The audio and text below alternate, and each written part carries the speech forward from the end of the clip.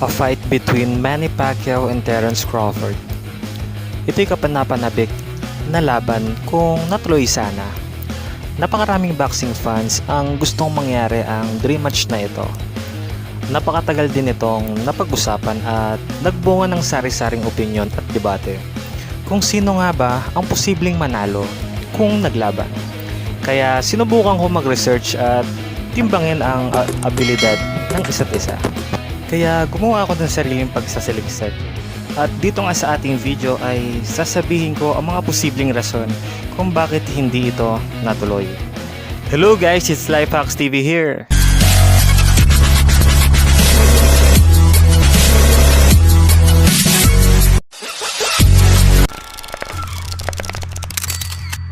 Kung usapan lang ay ang achievement at experience ay lubhang napakalayo ng diferensya ni Manny Pacquiao kumpara sa mga top fighter sa kahit na anong division, at may tuturin natin na one of the greatest of all time.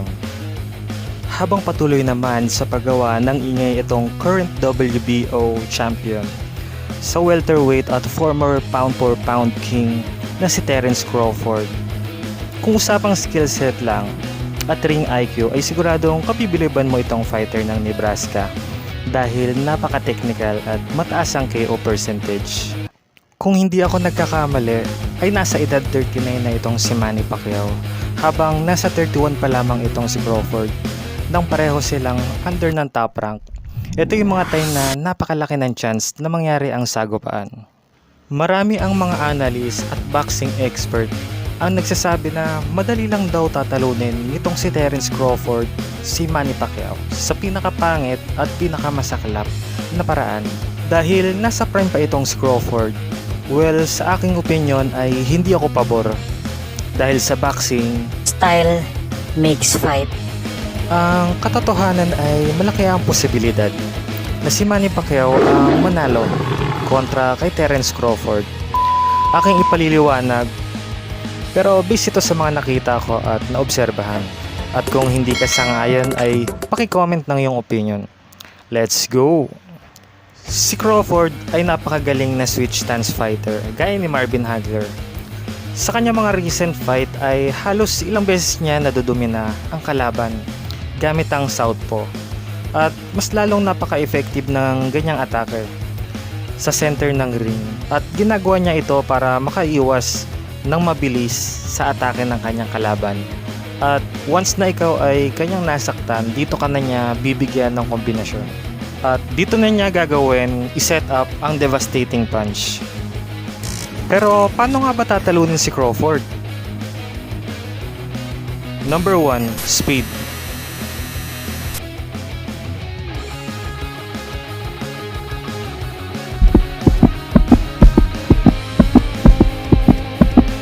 Sa round na to ay makikita mong napakabilis ni Gamboa at gumagamit ng lateral moves. At kitang-kita na effective ito at nagbibigay ng struggle kay Crawford. Sa makatuwid ay nagagawa niyang pasukin ang depensa ni Crawford.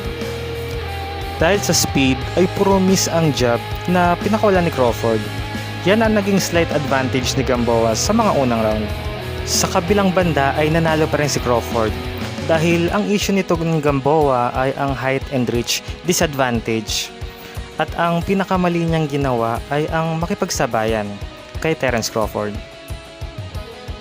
So, pinakita ko na vulnerable si Crawford sa mga fighter na mabilis at lalo na yung may mga magandang anggulo na fighting move skill. At kung iyong matatandaan, isa sa mga nagpahirap kay Crawford ay ang nooy undefeated southpaw na si Cavalioscas o mas kilala bilang Mean Machine. Kitang-kita na hirap siya sa mga southpaw fighter.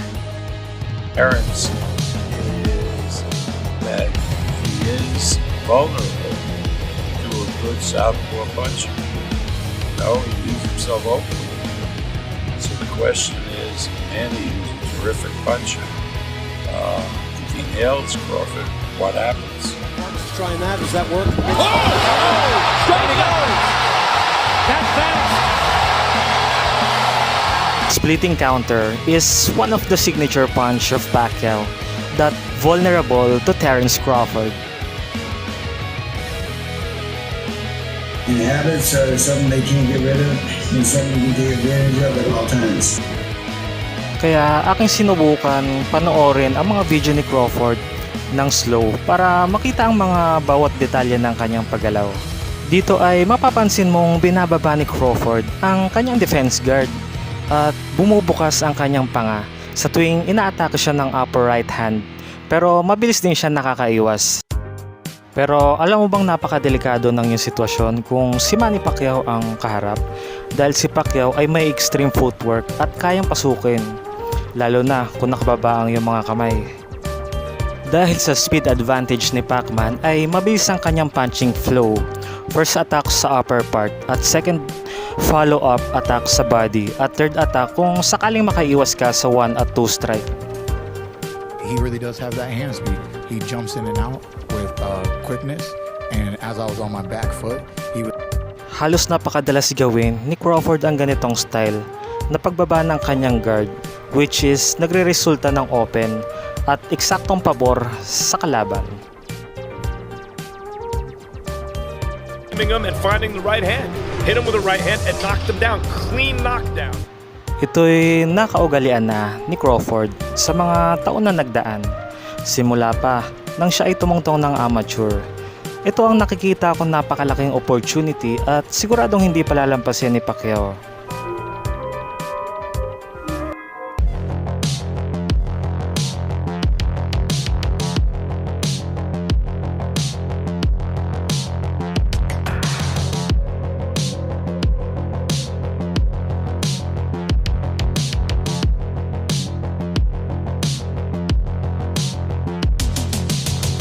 Boom, it does the 1-2.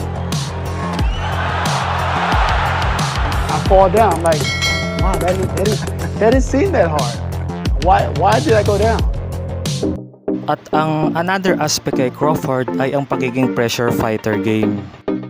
Fighters who are used to going forward and they just don't know how to fight going back because they've never done it.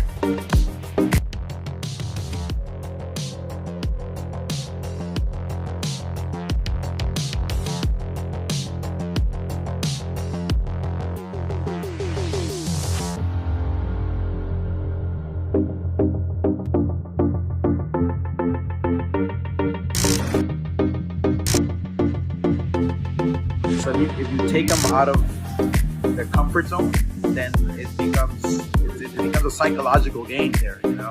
Isa sa mga nakikita kong pabor kay Manny Pacquiao ay ang mental aspect, dahil alam nating undefeated si Crawford.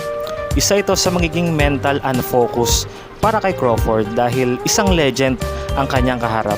At 40 years old, like, God damn, this guy's great. I didn't even see the fight. But when he dropped him with that right hook early in the first, you're like, oh, it's like a right shit. jab. Man, I was like, He jumped in with the left and then followed by like a straight right.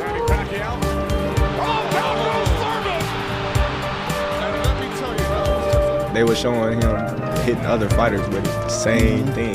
Well, boom, boom. What would you have did if he came in with that shit on you? Boom, boom, boom. Hey, nobody can beat me. I've never lost.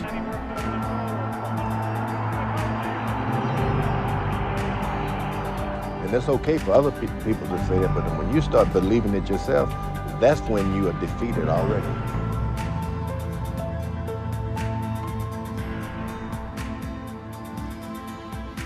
George is so tired, though, Jim. If he misses a punch, he goes completely off balance. I have to give him all the credit in the world, but again, he's a 45-year-old man in a young man's game. Michael Moore, is that down goes Moore on a right hand? An unbelievably close-in right hand shot.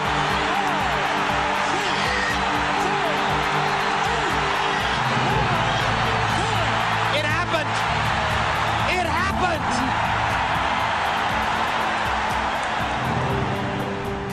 And that's you and Felix Trinidad, right, Bernard? Yes, it's the same concept. Trinidad was undefeated. And you were actually the underdog against Felix Trinidad.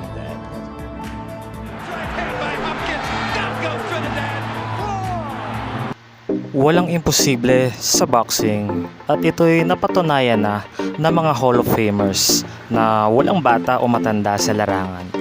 Minsan pa nga ito'y history at malaking legacy sa kasaysayan. Boxing's pride of the Philippines, the ageless wonder, the one and only current WWE. Sobrang nakakamiss bawat laban ng ating pambansang kamao.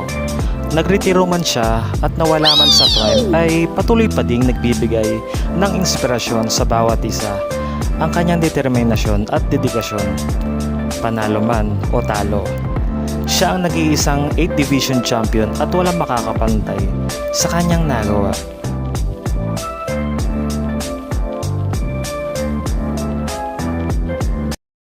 Sa kabilang banda, wala nang dapat patanayan si Manny Pacquiao sa boxing dahil ang tinaguriang timeless fighter na merong unique fighting style at warrior heart ay one of the greatest of all time.